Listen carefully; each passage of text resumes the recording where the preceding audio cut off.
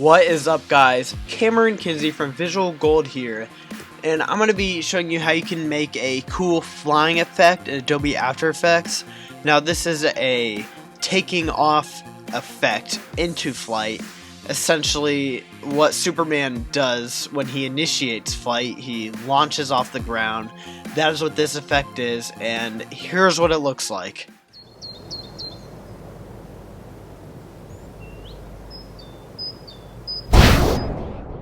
Alright guys, now that was a very cool effect, and when you have a very cool effect like that, you gotta share it with the world. So that's what I'm gonna do, and I'm gonna show you guys how to do this. So let's begin. First, what you are going to want to do is import your footage that you have taken on a tripod. And you're gonna click File, Import, File, select your file. Once you have it in here, you can also just drag it into here, but then you want to drag it in there to make a new comp. I've already done this, but when you film, you want to film on a tripod so it is stable and still. And then after your actor jumps, you want them to, so you want your actor to go jump, and then like walk up there, jump. They don't have to walk up there, but you need them to jump and then walk out of the screen, and then you're going to want to film nothing for like 10 seconds, 10-20 seconds. So you have a clean plate background that we can use. And then you want to record the background for 10, 15, or even 5 seconds just so you can get a clean plate. Actually, I would do like 20 seconds, the more you have, just in case. I did a lot. And then your actor, yep, that's all you need. Your actor jump and then walk away. Very stable, tripod. Don't want to move it at all. So the first thing that we are going to do is duplicate the original layer, the first one with the actor jumping and then the background. And then we want to split both of these layers.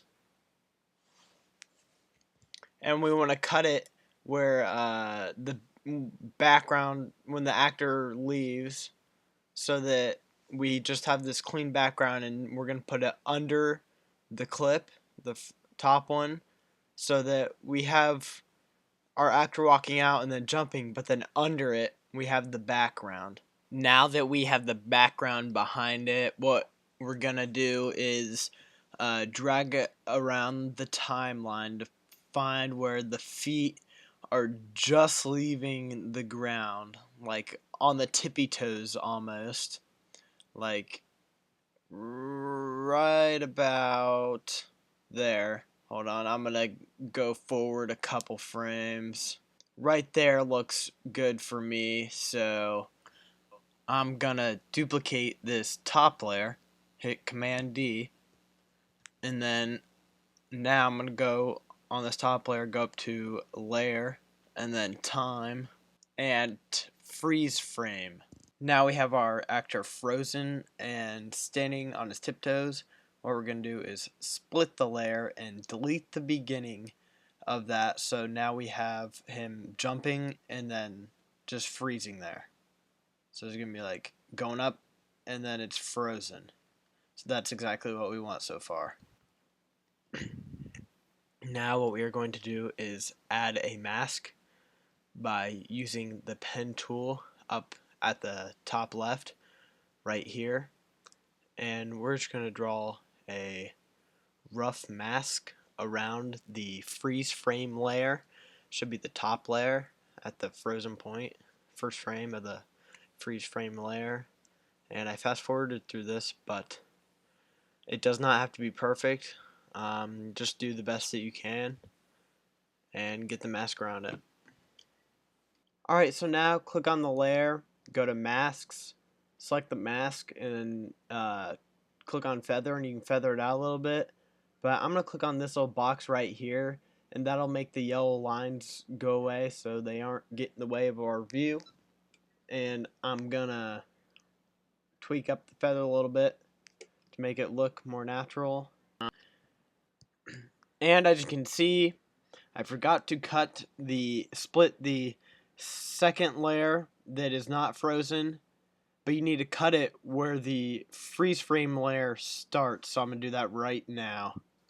Alright, so I got that layer split right where the freeze frame layer starts, and if you don't cut this layer right when it starts, this is what would happen. You would have it like this go forward, and your actor would just walk out and it'd not look right. So we're going to cut it, and now click on open up the freeze frame layer and go to transform, and we're going to keyframe the position on the first frame. I'm going to go forward 1, 2, 3, I think I'm going to go 6 frames, about 5 or 6 frames, and then keyframe the Y position. You want that off the screen. Move it all the way off the top, as you can see. And now I jump and fly away.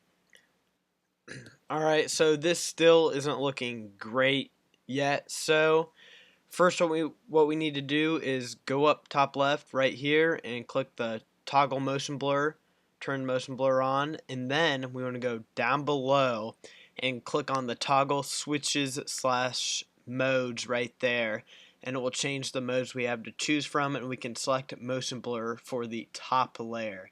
So once you have the motion blur on, it'll make it look a lot more realistic and add realism to the effect, basically. And another thing we can do to make this look better, on mine it's not too bad, but you might have some issues with the background, like getting like changing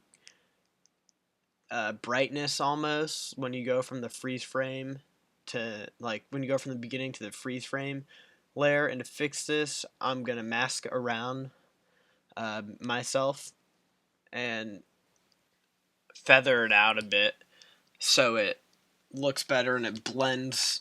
It just like combines the two layers, and it just blends them together.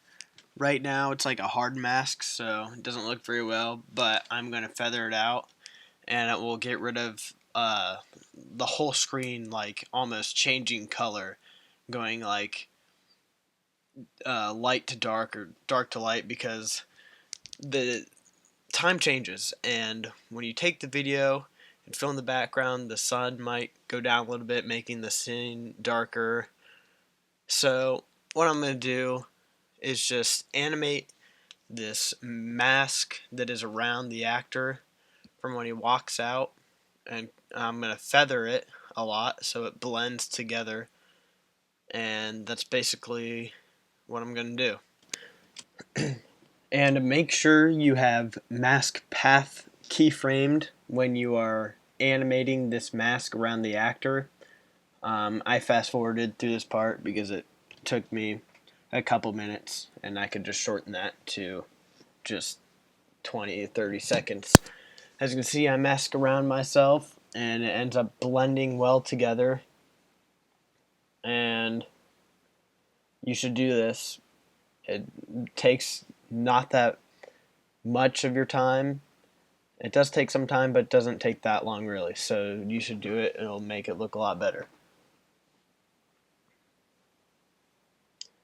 Alright, now we have the mask around and everything.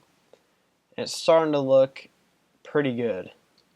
But we can make this effect look a lot better. So what I'm going to do is import a dust like flying at the camera effect.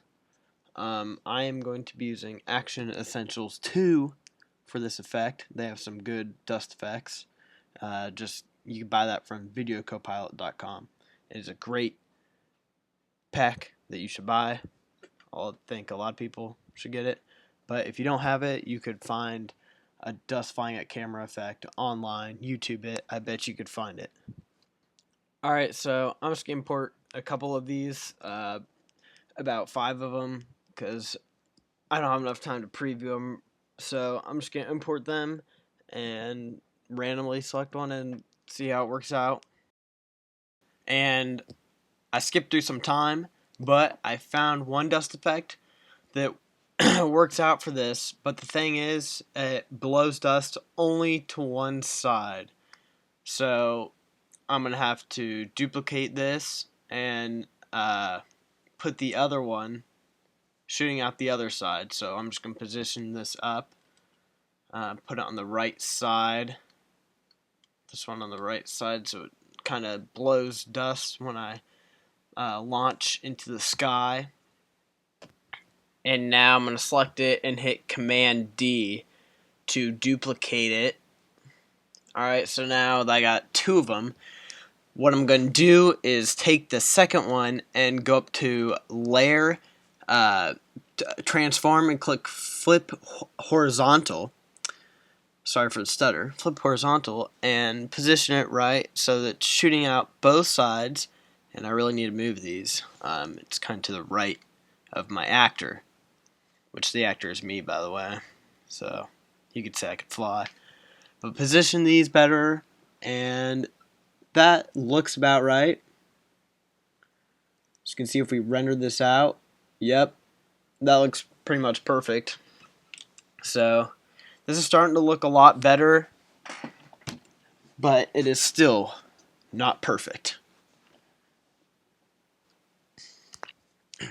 So now that I have the dust effect in there, I want to select all the layers, right click, and click pre-compose. So name it what you want. I'm just going to click OK. I don't care about that. Now we have all these effects into one layer. And what we can do with this is pretty cool.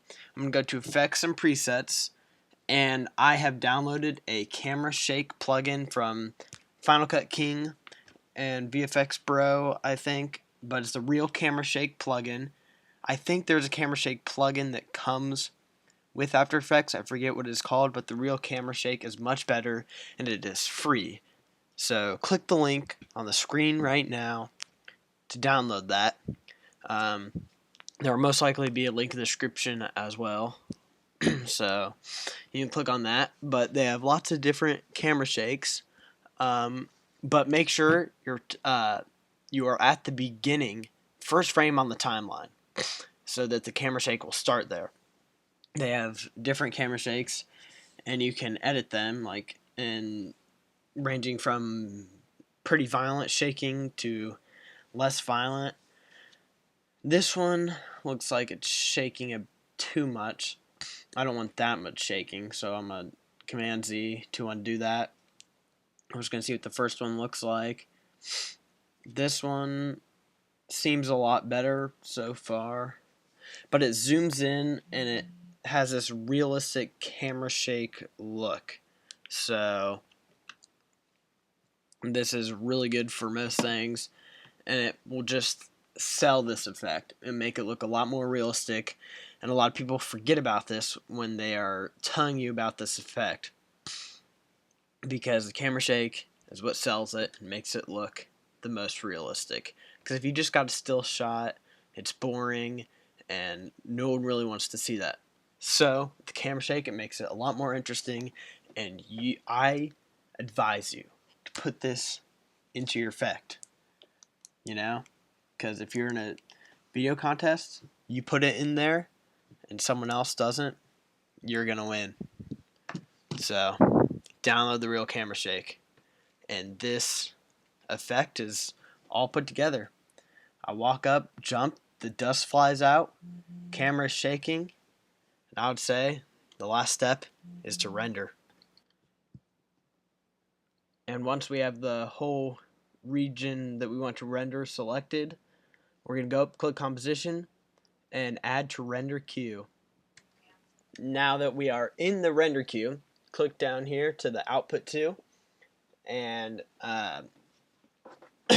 we can name it what we want, and click to where we want to save it. And you guys know the last step is to hit render. You'll be on your way. Alright guys, that's the end of this tutorial on Adobe After Effects. to create this flying effect. I love this effect, and I hope you enjoyed this tutorial, but more importantly, I hope that you learned something.